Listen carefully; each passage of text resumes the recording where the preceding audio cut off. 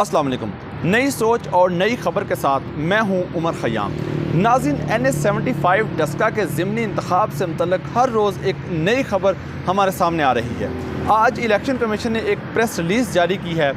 जिसके मुताबिक अब ये जो इलेक्शन 18 मार्च को ऐलान किया गया था ज़िमनी इलेक्शन के बारे में, अब वो ज़िमनी इंतखाब नेक्स्ट मंथ यानी कि 10 अप्रैल तक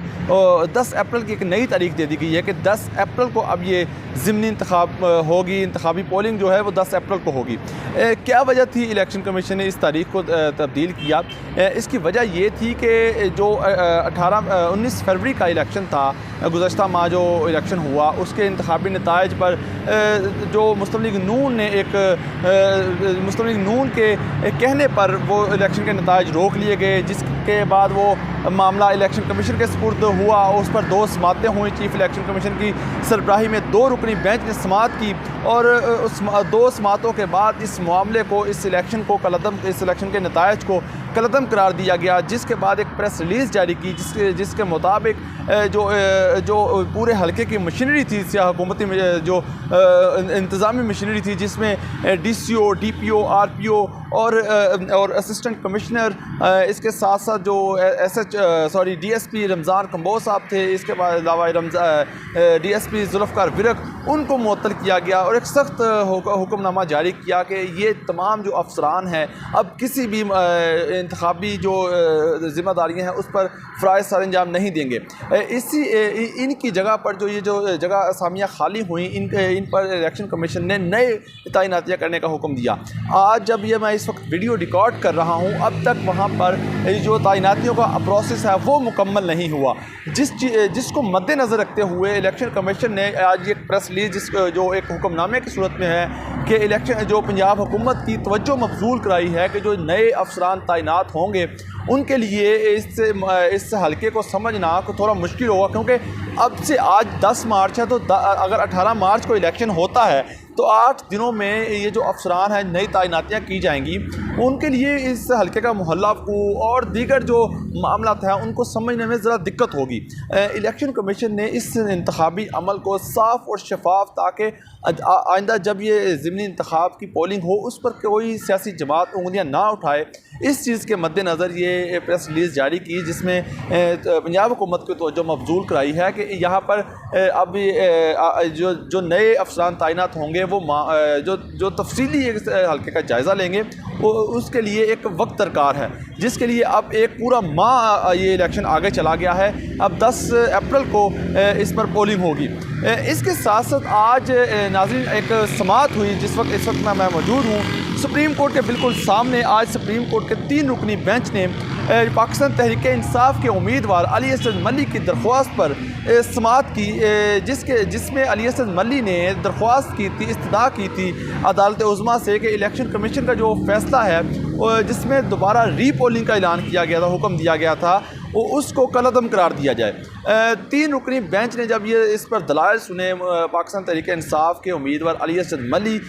जो सियासी मैदान से निकल कर इन दिनों इलेक्शन कमीशन और ये सुप्रीम कोर्ट में जंग लड़ी जा रही है, उनके वकील ने जब दलाइल शुरू किए तो उन्होंने तीनों जजेस की तवज्जो मबजूल कराने की कोशिश की उसी दरख्वास्त पर जो पाकिस्तान मुस्लिम लीग नून की उम्मीदवार नौशीन इफ्तिखार की तरफ से इलेक्शन कमीशन को दी गई थी, जिसके मुताबिक 23 से 24 पोलिंग स्टेशन ऐसे थे जिसका मामला मशकूक हुआ था। जो पहली दरख्वास्त थी उसके मुताबिक कि उन्हीं पर इलेक्शन करवाया जाए। इसके साथ साथ उन्होंने उसी बुनियाद पर उन्होंने जजेस से ये दलाइल में कहा कि अगर उसी दरख्वास्त पर ये मामला देखा जाए, अगर उन्हीं 23 पोलिंग स्टेशन का मामला मशकूक हुआ है तो रीपोलिंग की तरफ क्यों जाया जा रहा है। लेकिन दलाइल को सुनने के बाद तीनों जजेस ने एक लम्हे पर हमें यूँ लगा कि जैसे सुप्रीम कोर्ट इस हुक्मनामे को कलअदम करार देगी, जिस पर जस्टिस सजाद अली शाह ने रिमार्क्स दिए थे कि इलेक्शन कमीशन ने किस बुनियाद पर इस हल्के के नताइज को रोका और उसे कलअदम करार दिया। दलाइल के मुकम्मल होने के बाद जब मुस्लिम लीग नून के दलाइल भी सलमान अकरम राजा ने दिए तो उन्होंने भी 23 पोलिंग स्टेशन के अलावा जो हल्के में उस दिन लड़ाई झगड़े, फायरिंग और 2 अफराद के कत्ल का मामला, उसको डिस्कस किया। तो उस दलाइल को सुनने के बाद सुप्रीम कोर्ट ने इस इलेक्शन कमीशन से वो रिपोर्ट तलब की बाकायदा के ताकि उस रिपोर्ट का तफसीली जायज़ा लिया जाए और उस तफसीली जायज़ा लेने के बाद इस पर हुक्म सादर किया जाए।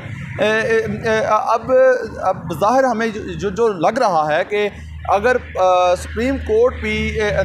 उसी आरओ जो रिटर्निंग अफसर ने रिपोर्ट सबमिट करवाई थी उसी की बुनियाद पर फैसला देगी, जिसमें ज़ाहिर बात है जब सुप्रीम कोर्ट पूरी रिपोर्ट का जायज़ा लेगी उसमें उस रात की प्रेस रिलीज़ का भी जायज़ा लेगी जो 19 फरवरी के रात को मामला मशकूक होने के बाद जब रिटर्निंग अफसर ने कॉल की चीफ सेक्रेटरी को, IG पंजाब को और दीगर जो डिवीज़नल लेवल पे अफसरान थे उनको कॉल की, उन्होंने कॉल रिसीव नहीं की। उसके बाद जो मामला एक सूरत हाल पैदा हुई, उस सूरत हाल को पैदा होने के बाद इलेक्शन कमीशन ने एक प्रेस रिलीज़, बड़ी सख्त प्रेस रिलीज़ जारी की। अगर उस प्रेस रिलीज़ का भी जायज़ा लिया जाएगा, जो रिटर्निंग अफसर की रिपोर्ट है उसका भी जायज़ा लिया जाएगा और इसके साथ साथ जो इलेक्शन कमीशन ने एक हुक्मनामा जारी किया, वो इन तमाम रिपोर्ट का अगर जायज़ा लिया गया तो ये तमाम रिपोर्ट्स हम जो रिपोर्ट तमाम की तमाम रिपोर्ट्स हैं वो तकरीबन पाकिस्तान तहरीक-ए-इंसाफ के ऑलरेडी ख़िलाफ़ हैं। अगर उसी पर जायज़ा लिया गया तो हम ये कह सकते हैं, प्रेडिक्ट कर सकते हैं कि इलेक्शन कमीशन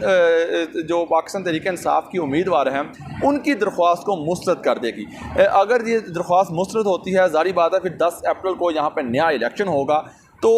गुज़श्ता रात जब हमारे साथ पाकिस्तान तहरीक-ए-इंसाफ के उम्मीदवार, हम उनके साथ अली असद मलिक के साथ मौजूद थे, तो मैंने उनसे एक क्वेश्चन किया लाइट मोड में कि अगर ये दरख्वास्त मुस्तरद कर दी जाती है तो फिर आपकी क्या हिकमत अमली होगी। तो बज़ाहिर तो उन्होंने मेरे सवाल का जवाब बड़े दिलेराना अंदाज में दिया कि हम डट कर इलेक्शन लड़ेंगे, लेकिन इस इलेक्शन को रीपोलिंग को लड़ना पाकिस्तान तहरीक-ए-इंसाफ के लिए इतना आसान नहीं होगा, क्योंकि जब इस रीपोलिंग का मामला नए सिरे से कंपेन इंतखाबी मुहिम चलेगी, उस पर पैसा खर्च होगा, इश्तिहारी मुहिम होगी, तो एक ये मुश्किल प्रोसेस है। इसके साथ साथ अगर हम हल्के के जो कुछ दिन पहले जो हमने जायज़ा लिया, एक रिसर्च की, एक देखा वहाँ पर जाकर, तो वहाँ पर हमें वो गहमा गहमी नज़र नहीं आ रही थी, क्योंकि सारी जमातें जो इस वक्त दोनों जमातें हैं वो इस वक्त उनकी नज़रें सुप्रीम कोर्ट पर लगी हुई हैं कि सुप्रीम कोर्ट इस पर क्या हुक्म देता है। तो नाज़रीन अगर देखते हैं अब जो 16 मार्च को दोबारा समाअत होगी उसमें सुप्रीम कोर्ट रिपोर्ट का जायज़ा लेने के बाद अपनी कार्रवाई को आगे बढ़ाती है या फिर इस कार्रवाई को 16 मार्च को ख़त्म करके क्या फ़ैसला सुनाती है, इसके लिए हमें 16 मार्च तक का इंतज़ार करना पड़ेगा। तो इसके साथ साथ आप नाज़रीन हल्के की, जैसे आज हमने एक आपको इन्फॉर्मेशन दी कि ये इलेक्शन डिले हुआ है, इसी के हवाले से जो हल्के के लोगों की राय है वो आपको दिखाते रहेंगे, नई आने वाली ख़बर आपके साथ शेयर करेंगे। मुझे दीजिए इजाज़त। अल्लाह।